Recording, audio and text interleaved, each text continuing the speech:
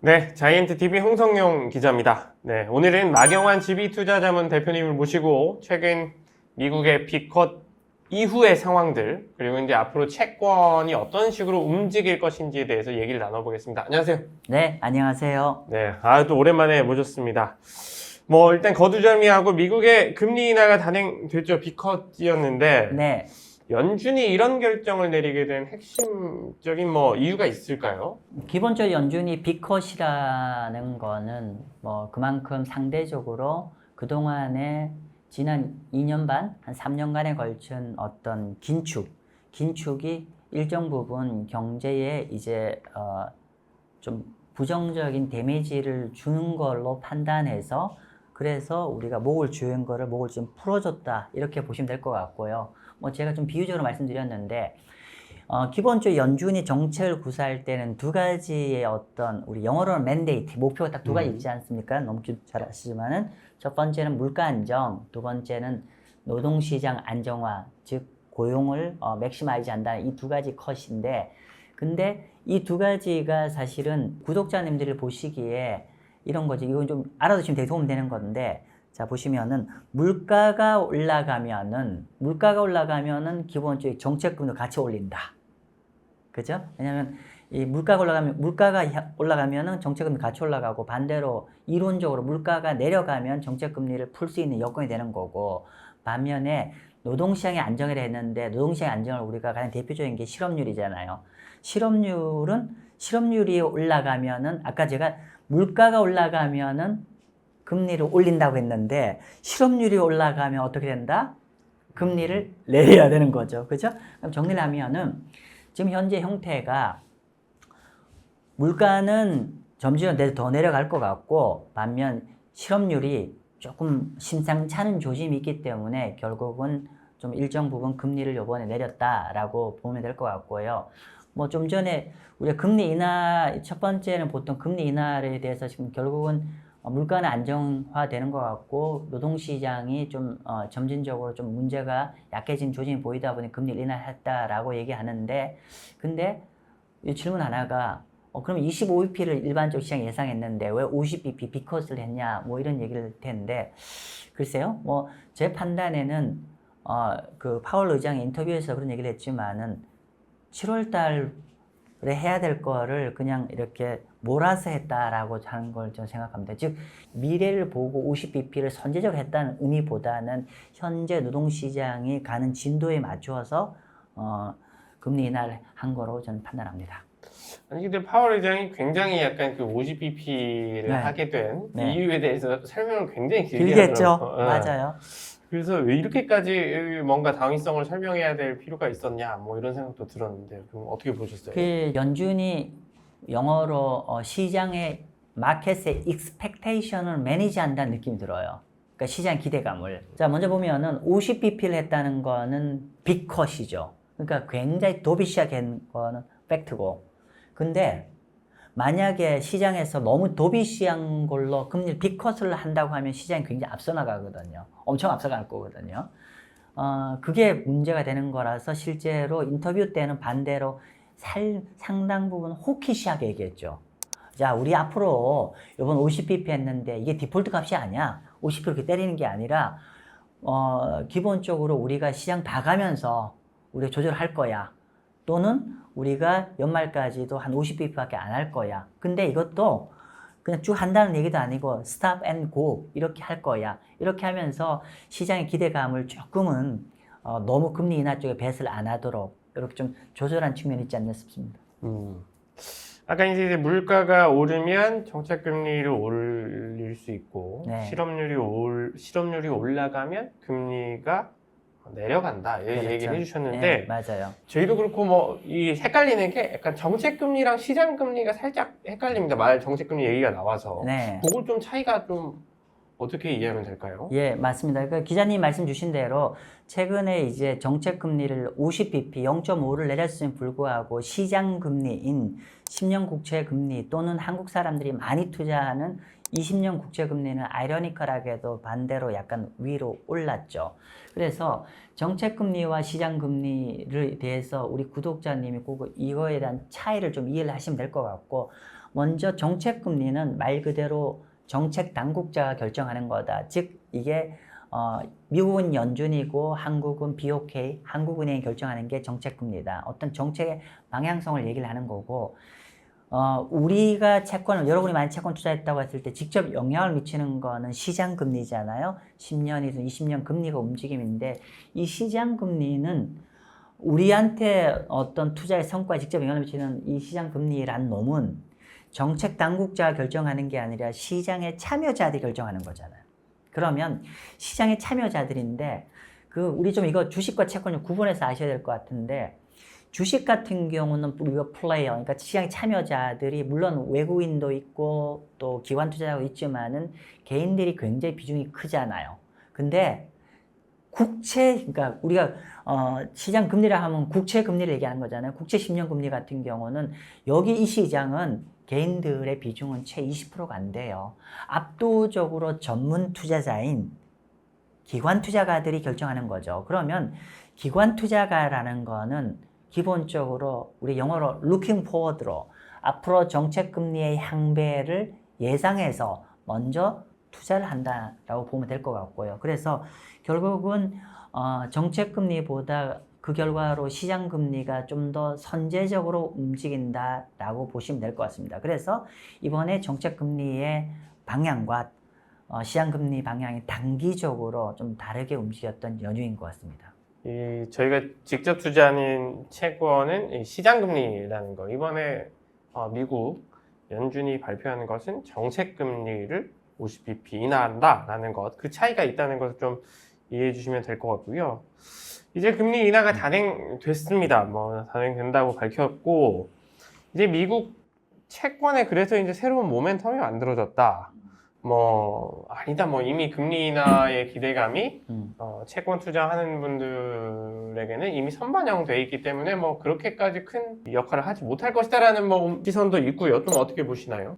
일단 아까 말씀드린 우리가 최근에 이제 그런 시선들, 그러니까 이미 또 시장이 선반영돼서 움직였네라고 해서 시장이 반대로 가니까 우리가 별로 먹을 거 없네, 투자적인 날 게 없네 이렇게 보는 시선들이 있는데 그거는 저는 단기적 관점이라고 보는 거고 중장기적 관점, 즉 보통 제가 채권을 얘기할 때 투자하는 어떤 호흡은 적어도 한 1년 정도 이상을 좀 투자하기를 권하는데 1년 정도 이상의 투자 호흡으로 본다고 하면은 당연히 금리 인하를 한 것이 정책 금리를 인하한 거는 채권 투자자한테는 굉장히 굿뉴스입니다. 즉 뭐냐면은 이번에 정책 금리 인하가 만약에 단발성으로 50bp로 끝난다고 하면은 아까 선반영돼서 재미없겠다는 의견에 동의를 할 수가 있는데 이번에 50bp를 인하를 했다는 게 우리가 보시면은 3년 만에 한 첫 번째 패드 컷이잖아요. 즉 우리가 연준 점도표만 본다고 하더라도 향후 한 1년 내지 1년 반에 걸쳐서 거의 2%에 가까이 금리를 인하를 할 예정이잖아요. 그렇기 때문에 금리 인하, 그러니까 금리가 이제 개시되었고 금리가 개시된 측면에서 이제 앞으로 적어도 한 1년, 1년 반을 앞으로 더 금리가 내려가야 되고 정책 금리가 기본적으로 계속 내려가는 방향이라는 거는 중장기적으로는 시장 금리도 일정 부분 같은 방향으로 갈 수밖에 없다. 단지 시장 금리가 정책 금리보다 조금 더 먼저 움직일 측면이 있지만은 그럼에도 불구하고 큰 근간의 방향은 정책 금리가 내리면은 시장 금리도 일정 부분 같이 갈 수밖에 없는 거기 때문에 당연히 채권 투자에서는 이번 금리 인하가 큰 그림에서는 굉장히 매력적이다. 단지 단기적으로는 조금 단기적인 어떤 시장이 선반영된 느낌이기 때문에 그런 단기적 시각과 중장기적은 좀 구분해서 접근하기를 권해드립니다. 이 단기적으로는 지금 이 정책금리의 방향과 시장금리의 방향이 조금 살짝 다른데 그러면 이 단기라고 하는 모멘텀은 어느 정도로 좀 예측하는 게 편한 예측일까요? 네, 기본적으로 우리가 여러분들이 구독자님들이 보실 때 우리가 시장금리 전망을 할 때 제가 한 팁 하나 드릴게요. 시장금리 전망은 참 쉽지 않은 얘기지만 시장금리는 이렇게 봐셔도 될 겁니다. 뭐냐면은 연준의 시장금리 전망과 국채 시장금리는 디렉션이 같이 갑니다. 즉 뭐냐면은 우리가 지금 표현이 그런데 예를 들면 어떨 때 정책금리가 과도하게 인하될까로 기대감이 쫙 선반영되면은 시장금리도 같이 따라서 내려가거든요. 따라서 내려가고 반대로 시장 금리가 근데 막상 근처에 가 보니까 그렇게 빨리 큰 폭을 하지 않을 것 같다면은 이 시장 기대감을 약간 후퇴해야 되는 거잖아요.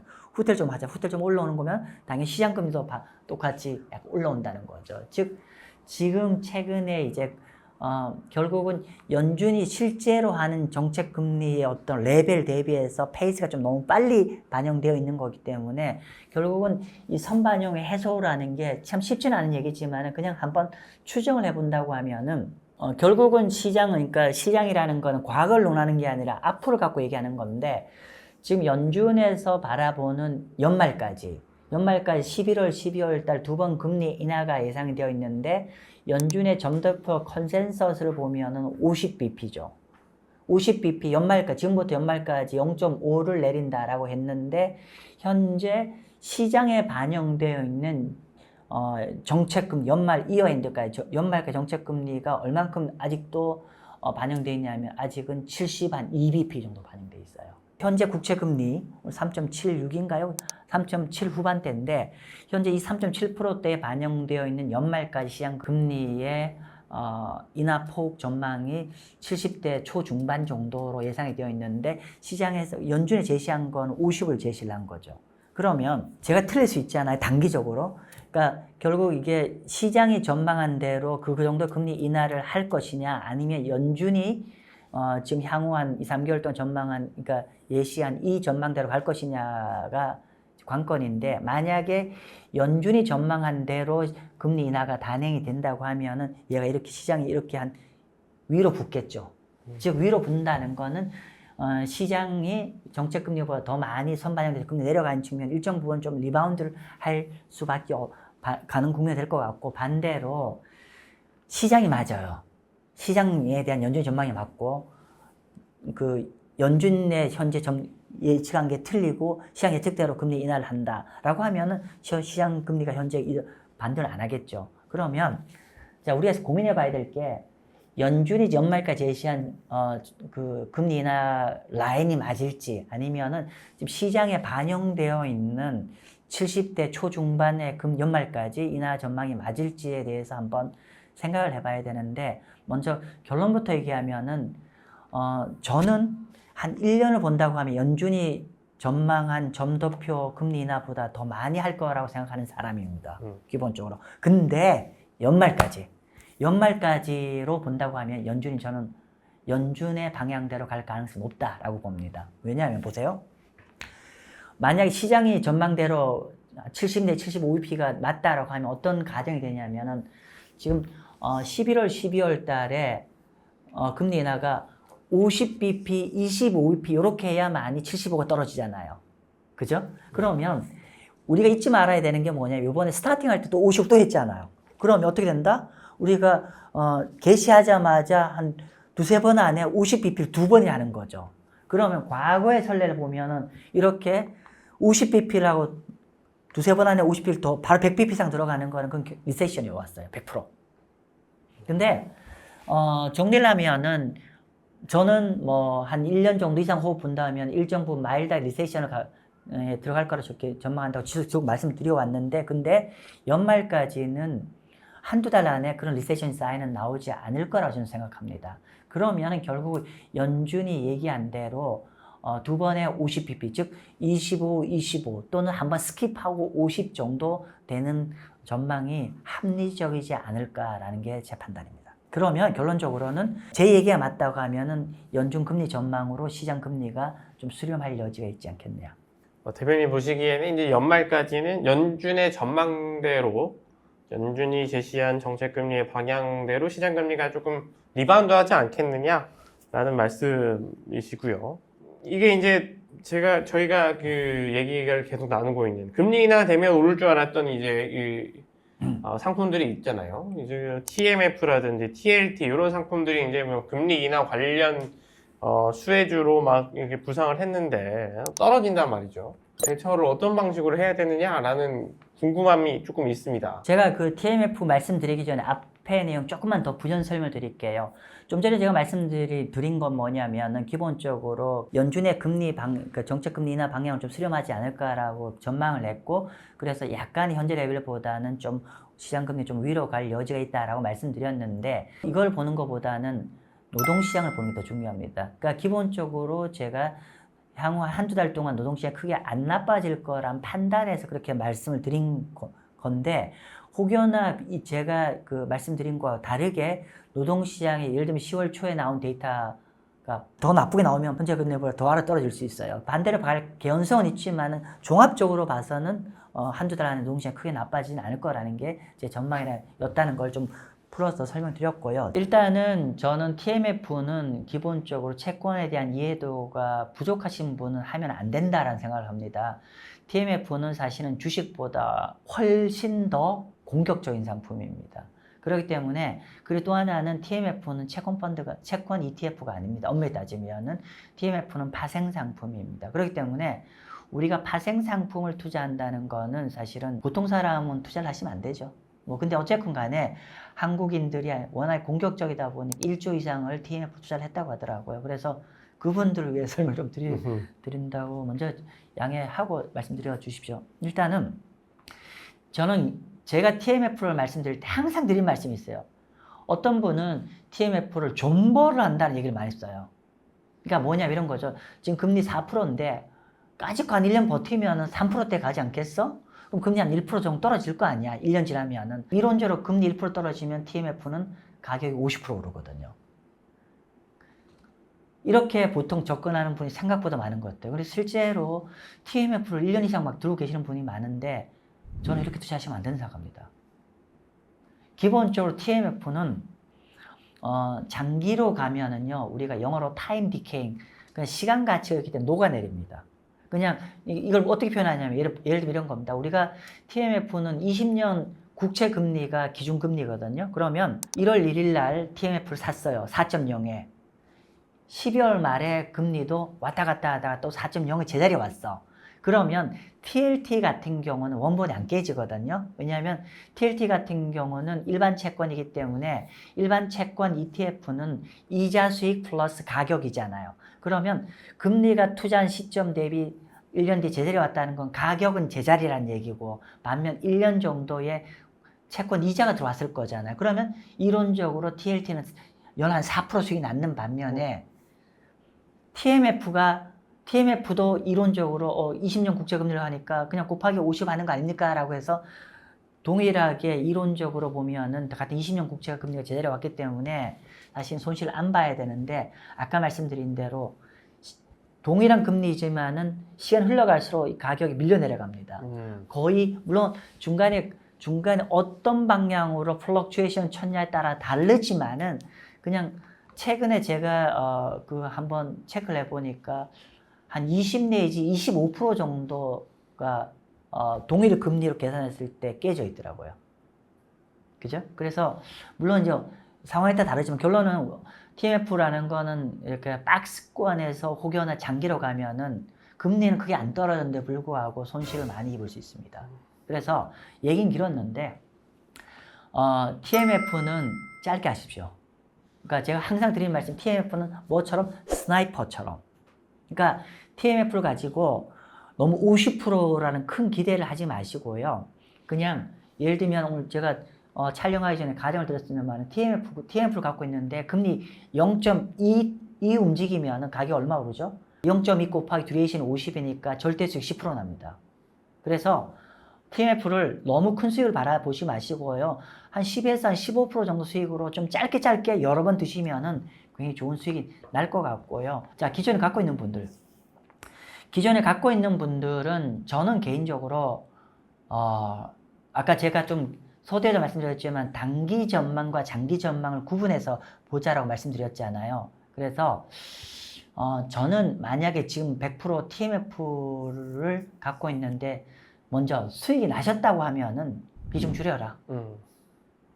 수익이 났다면 비중 좀 줄이고 금리 좀 더 위에 올라오면 다시 들어가도 되는 거고 그냥 버티지 마시고 버티면 금리 조금 뜯어 깨지고 또 뜨면서 약간 횡보하는 구간이 길어지면 또 녹아내리니까 여기서 수익 실현하시고 좀 더 뭐 일정 부분 우리가 이제 본격적으로 노동시장이 무너질 것 같다고 할 때 그때 더 많이 투자하기를 권해주고요. 그 다음에 현실적으로 나 지금 TMF 발을 못 댈 상황이야 라고 하면 어떻게 하냐면은 그럼에도 불구하고 단기적으로는 조금은 박스권 지금 하단의 느낌이거든요. 단기 박스권 하단. 그럼 제 견해가 맞다면은 단기 박스권으로 가면서 조금 살짝 뛰면서 박스권 움직여 버리면은 계속 녹아내리거든. 재미없거든요. 그래서 근데 난 TMF 못 버리겠어. 이런 분들은 어떻게 하냐면은 지금 있는 거를 반을 떼서 일반 장기채 교체 매매를 하라는 거죠. 일반 장기채. 일반 장기채를 매매하라는 건 뭐냐면은 이런 거죠. 일반 장기채 같은 경우는 자 볼게요. 제가 전망이 뭐였냐면은 앞으로 한두 달 정도, 두 달 정도는 그냥 별 재미없을 것 같은데 내년부터 노동시장이 많이 나빠져서 재밌을 거야. 이런 얘기잖아요. 그리고 근데 제 전망이 또 틀릴 여지도 있고 한 두세 달 괜찮을 거라 보는데 그 사이에 또 노동시장이 생각과 달리 확 나빠지면 또 바로 무너질 수도 있거든요. 그러면 우리가 만약에 갑자기 무너져 버리면 TMF를 중간에 로스컷을 해놓으면 이 기회를 다 놓치는 거잖아요. 버텼는데. 그럼 어떻게 하냐면은 그냥 TMF와 예를 들면 TLT 같은 거를 같이 이렇게 100% TMF로 이걸 혼합해서 갖고 계시면 어떻겠냐. 그냥 계속 보유할 사람이라면. 왜냐면 TLT 같은 경우는 녹는인 게 없잖아요. 그냥 두면 장기적으로 금리 인하에다 수혜를 볼 수 있는 거잖아요. 그래서 물론 TLT가 재미가 없으시면 TLT는 듀레이션이 17밖에 안 되거든요. 예를 들면은 우리가 뭐 너무 좀 적극적인 투자를 말씀드리는 게 참고 마십시오. EDV하고 제로라는 게 있어요. EDV 그리고 영어로 제로 할 때 GORZ 이거는 듀레이션이 한 25, 27년입니다. 그럼 정리를 해보면은 우리가 TMF 듀레이션은 50이고 TLT 듀레이션이 16이잖아요. 그러면 나 TMF 50년짜리 갖고 있는데 17이면 너무 금리 인하 수혜가 확 줄어드는 거 아니냐 이런 생각을 하고 계시는 분들은 그 중간지대 정도에는 그런 또 활용하십시오. 근데 계속 말씀드리지만 듀레이션 25는 굉장히 긴 예리한 칼날입니다.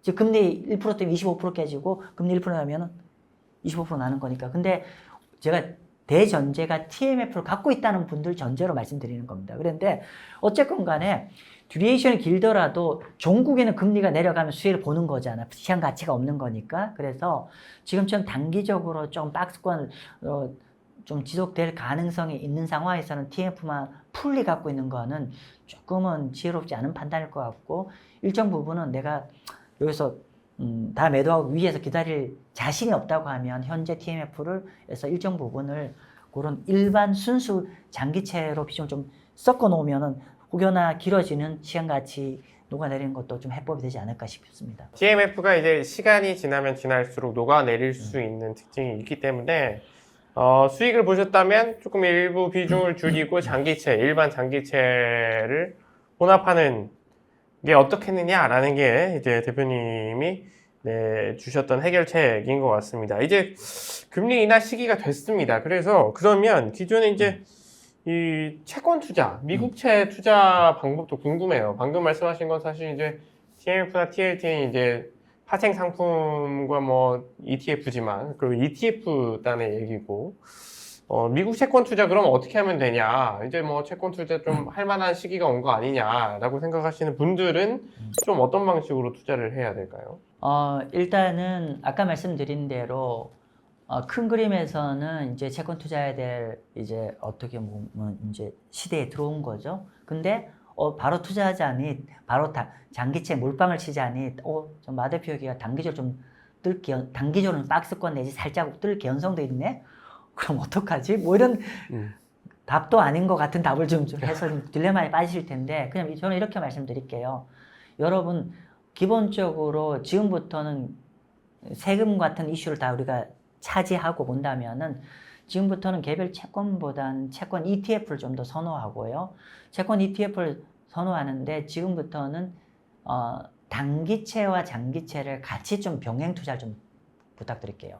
그러니까 단기채와 장기채를 병행 투자한다는 거는 ETF를 두 가지 같이 있다는 건 뭐냐면은 지금 금리가 우리 시중금리 있는데 제가 전망한 거는 금리가 내려가는 이렇게 내려가는 게 아니라 약간은 플럭추에이션 치면서 내려가 있다는 뜻인 거잖아요. 그러면 그냥 여기서 바로 내려간다 플랜 A, 플럭추에이션 치면서 내려간다 플랜 B. 근데 제가 약간 플랜 B를 얘기를 한 거잖아요.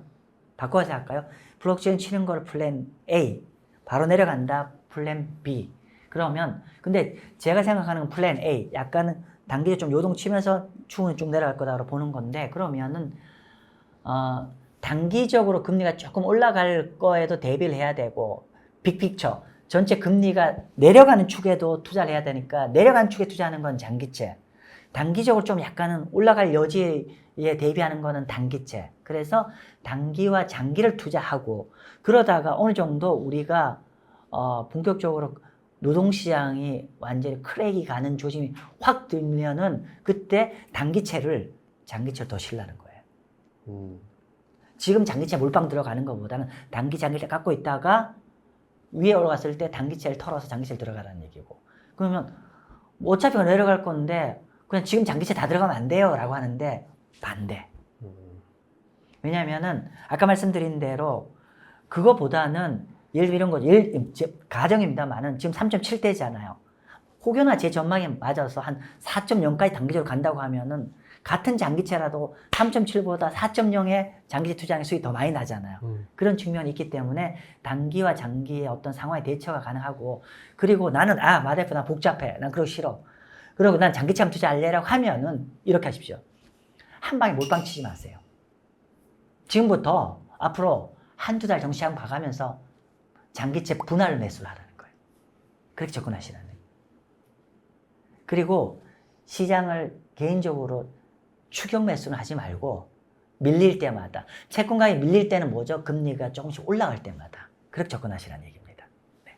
채권 ETF 투자가 조금 더 좋다. 그리고 단기채랑 장기채를 섞어라 라는 말씀이셨고, 그러다가 이제 뭐 단기채를 보려고 있다가 나중에 장기채로 갈아타는 것. 왜냐하면 ETF는 리밸런싱하기가 쉽거든요.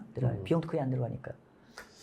말씀하셨던 것처럼 리밸런싱이 쉽기 때문에 ETF 같은 경우에 그런 식으로 투자, 그리고 이제 장기채, 나 모르겠다 장기채만 할 거야 라는 분들은 몰빵하지 말라, 분할해서 들어가라 라는 말씀을 해 주셨습니다. 미국 증시가 어떤 식으로 흘러갈까도 굉장히 초미의 관심사인데 요즘 장을 좀 어떤 식으로 보고 계세요? 예, 일단은 제가 이제 뭐 저는 항상 채권을 하니까 매크로로 보고 매크로로 또 주식시장을 접근해 보면은 아까 제가 미국에 저희가 채권을 투자를 해야 된다는 가장 큰 매크로 로직이 뭐였냐면은 결국은 노동시장이 추세적으로 안 좋아질 거라는 로직을 갖고 있는 건데, 근데 제가 노동시장을 갖고 얘기했을 때 노동시장이 단기적으로는 그렇게 안 나빠질 거고 연말이나 그 이후부터 본격적으로 안 좋아질 거라는 뷰를 갖고 있습니다. 그러면 이걸 주식시장 대입해도 돼요. 무슨 의미인지 아시죠? 그러니까 기본적으로 노동시장이 무너지지 않는다고 하면 아직은 주식시장이 여전히 사운드 할 거고, 그러나 결국은 이게 일정 시점이 되면 연말 정도는 본격적으로 노동시장이 나빠질 거라 보고, 저 개인적 뷰는 지금 연중 점도표가 리바이즈 돼 있잖아요. 6월달 대비해서. 이번에 실업률이 6월달 4.0에서 4.4잖아요. 자, 여러분들 앞으로 4.4 굉장히 중요할 겁니다. 실업률이 4.4 위로 뚫리면은 주식에는 굉장히 부정적일 거고 국채는 굉장히 굿뉴스가 될 겁니다. 그럼 언제 4.4가 위로 뚫릴 거냐가 관건이겠죠. 근데 저는 연말 연초 정도 바라봅니다. 그런 상황이고, 그래서 그러면 이제 결국은 이제 그런 매크로를 본다고 하면은 과거에 제가 한번 자료를 조사해 보니까 노동시장 깨질 때 한 번도 주식시장 좋아진 적이 없어요. 노동시장이.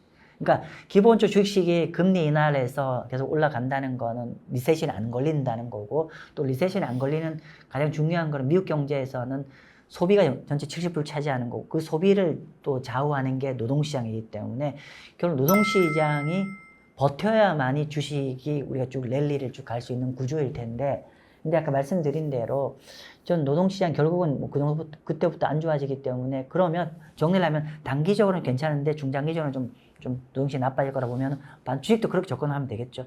단기적으로는 그렇게 큰 리스크는 없어 보이는데 한 4분기 말부터는 본격적으로 좀 안 좋아질 여지가 있다. 그러면 큰 그림에서 지금 어떻게 활용해야 되는지 하면은, 투자를 할 땐 빅픽처를 가지고 접근해야 되거든요. 빅픽처를 가지고 단기적 그림을 택티컬리 해석을 해야 되는 거잖아요. 그러면 그럼 전체적으로 한 1년 정도 노동시장 안 좋아질 거네? 그럼 단기적으로 괜찮을 것 같네? 그럼 단기적으로 그러면 시장 좀 올라올 때, 그럼 내가 들고 있는 포지션을 좀 정리할 타임을 활용하라. 그렇게 이해하면 될 것 같고요. 그래서 전체 주식만 갖고 있는 분은 주식 비중을 조금 줄이고 주식이 좀 올라온다는 거는 시장 금리도 약간 올라온다는 얘기잖아요. 그때 주식 올라갈 때 주식 비중 좀 줄이면서 국채 비중 금리 올라오면 계속 좀 더 국채 비중을 확대를 하고 두 번째 그렇다고 주식을 다 털라는 얘기는 아니죠. 절대적으로 많다면 좀 줄이라는 얘기고 반면에 지금 대다수 분들이 AI 위주로 다 갖고 계시니까 근데 AI의 팩트는 뭐냐면은 성장성이고 밸류에이션이 비싸다는 게 팩트인데 그래서 조금은 노동시장이 안 좋아진다는 거는 경제가 약간은 불확실성을 넘어가는 거기 때문에 이럴 때는 기본적으로 주식 안에 디펜시브 스탁의 비중을 확대하는 측면으로 가면 좋겠고 디펜시브 스탁을 또 달리 얘기하면은 방어주를 달리 얘기하면은 우리가 고배당주가 되죠. 그래서 정리를 하면은 주식 지금 현재 어떤 비컷에서 시장이 약간 살아난 느낌인데 이때 주식의 비중을 조금 줄이는 걸로 활용하고 채권을 늘리는 국면으로 활용해서 좋겠다는 거고 주식 내에서 우리가 테크 위주만 있다면 조금은 현재 측면에서 이제 방어주 또는 고배당주 쪽으로 비중을 좀 늘리는 걸로 활용하면 좋겠다는 얘기고요. 참고로 지수로 올라오고 있는데 제가 어제인가요 골드만삭스의 헤지펀드 자금 동향 레포트를 좀 제가 최근에 좀 정리를 했습니다. 제가 8월 달부터 지금 두 달 연속으로 지금 헤지펀드 동향을 제가 모니터링하고 있는데 굉장히 아이러니컬한 게 있어요. 뭐냐면은 우리가 8월 4일 날 크게 터졌죠. 옌켈이 터지면서 8월 4일, 8월 5일 그러면서 그 이후에 시장이 좀 리바운드에 올라왔잖아요. 이것도 다시 또 금리 인하면 좀 약간 올라왔는데 시장은 이렇게 올라왔는데 헤지펀드들은 그 8월 초순 이후에 계속 테크를 순매도를 하고 있습니다. 비중을 계속 줄이고 있습니다.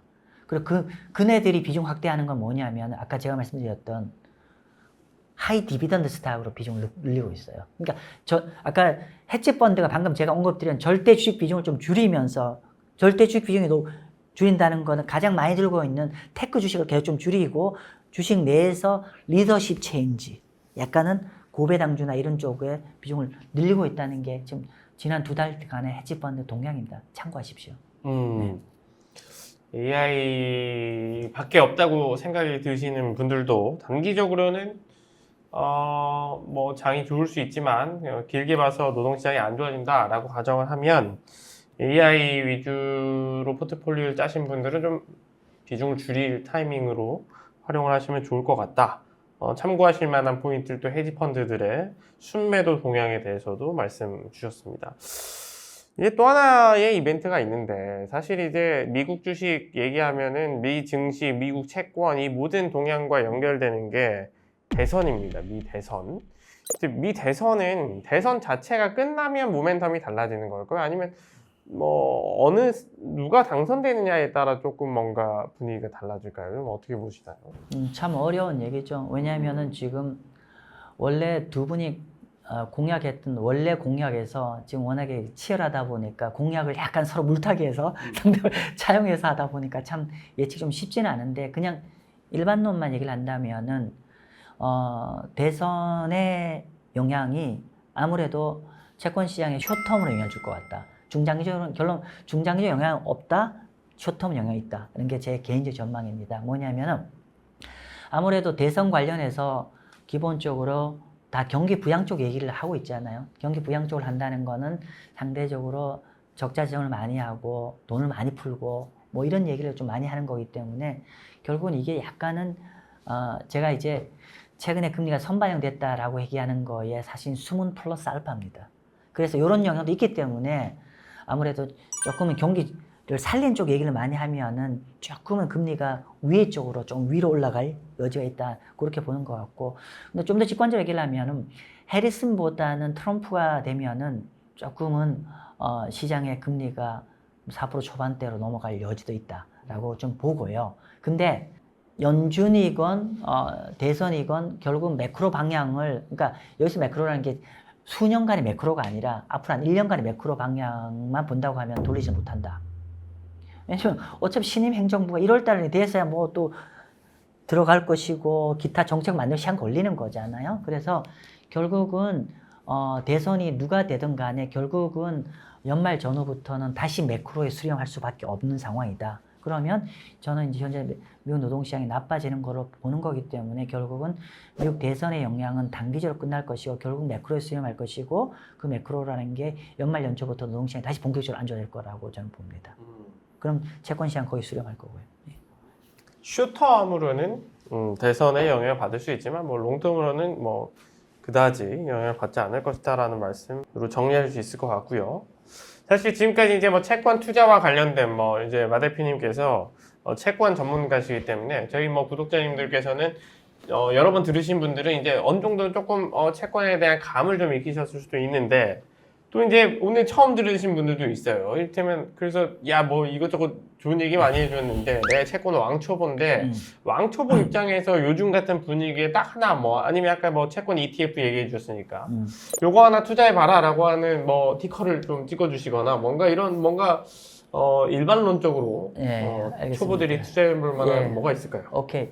일단은 이제 채권 이제 초보란 가정을 하면은 일단은 개별 채권보다는 ETF를 추천하는 걸 권해드리고 채권 ETF입니다. 두 번째, 채권 ETF는 국내 상장 채권 ETF와 달러로 하는 미국 상장 채권 ETF가 있는데 초보라고 말씀 주셨으니까 국내 상장 채권 ETF를 한번 투자를 해보시라는 거고요. 정리하면 그렇게 되는 거고. 그리고 특정 회사를 언급하기 뭐하니까 쉽거든요. 국내 그냥 사이트에 조회해보면 금방 나옵니다. 국내 상장 채권 ETF인데 한 1년 내외짜리 또는 한 2, 3년 내외짜리 단기 채권과 한 10년 내외, 너무 센 거 하지 마시고요. 10년 내외의 한 중장기 채권 ETF를 같이 한번 사보시고요. 그리고 지역은 뭐 여건이 되면 미국도 사고 되고 한국도 사면 다 좋은데 저는 개인적으로 한국 국채를 더 추천드립니다. 좀 더 심플하게 얘기하면요. 이번 한국 금리 인하를 못했고 미국 금리 인하를 했잖아요. 그럼 앞으로는 한국 금리 어떻게 될까요? 당연히 미국 반대로 가게 돼 있습니다. 구조가. 그리고 경제 펀더멘탈이 한국이 좀 더 약하죠. 채권은 경제 취약한 게 오히려 굿뉴스가 되는 거니까. 그래서 한국 국채로 한 1, 2년짜리, 한 10년 내짜리 국내 상장 채권 ETF를 좀 포트폴리오로 좀 투자를 하시고요. 그리고 요거를 한꺼번에 내가 100을 투자한다면 또 100을 한 방에 들어가지 마시고요. 요거를 좀 분할로 두세 번 패키지를 만든다. 이 패키지도 세트를 두세 번 나눠서 투자해 보시라는 거예요. 그 다음에 세 번째로는 요 투자해 놓고 매일매일 너무 이렇게 조급하게 들여다보지 마시고요. 적어도 한 1년 정도는 생각하고 투자를 하십시오라는 말씀드리겠습니다. 네. 채권 왕초보에게 투자할 수 있는 방법을 딱 정리해 주신 겁니다. 한 1년 정도 장기로 내다보는 투자인데 국채는 한국채가 좋고 그다음에 이제 단기채와 장기채 1, 2년짜리와 너무 뭐 30년 이런 거 가지 말고 10년 내외짜리 요 정도 수준의 채권으로 포트폴리오를 짜시면 아마도 좋은 성과가 있지 않을까. 아직 뭐 한국이 금리 인하 안 한 상황이기 때문에 이런 내용으로 정리할 수 있을 것 같습니다. 그리고 잊지 마십시오. 분할 매수. 제가 뭐 빠뜨렸네요. 분할 매수가 제일 중요합니다. 뭐 몰빵 투자하면은 당장 내일에 어떻게 될지도 모릅니다. 아까 뭐 저희 위에 얘기했던 것들도 사실은 분할 매수 안 하면 당장 이 노동시장이 어떻게 될지는 뭐 그렇죠. 모르는 것이기 때문에요. 네, 오늘 또 장시간 또 마경환 GB 투자자문 대표님과 함께 채권 얘기 나눠봤습니다. 미국 금리 인하 시기에 채권이 앞으로 어떻게 변해갈지에 실마리를 얻으셨기를 기대합니다. 감사합니다, 대표님. 네, 감사합니다.